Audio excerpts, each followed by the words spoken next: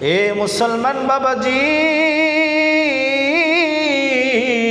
ও পর্দার আড়ালের মা, আল্লাহর হাবিব বলেন ৩ নাম্বার গুণ হলো ওয়াহসানাত ফারজাহা, যে মহিলাটা স্বামীর আমানতের হেফাজত করবে, তার লজ্জাস্থানের হেফাজত করবে, যে মহিলাটা তার ইজ্জত সম্মানের হেফাজত করবে, আল্লাহর হাবিব বলে জান্নাতে যাওয়ার ৩ নাম্বার গুণাগুণ তার মধ্যে পাওয়া গেল।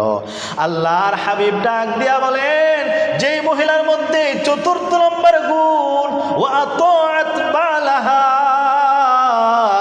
স্বামী যে আদেশটা করবে ওই আদেশটা স্ত্রী বিনা দ্বিধায় বিনা শর্তে মেনে নেবে, যদি সেটা শরীয়ত সম্মত হয়। শরীয়ত সম্মত হতে হবে।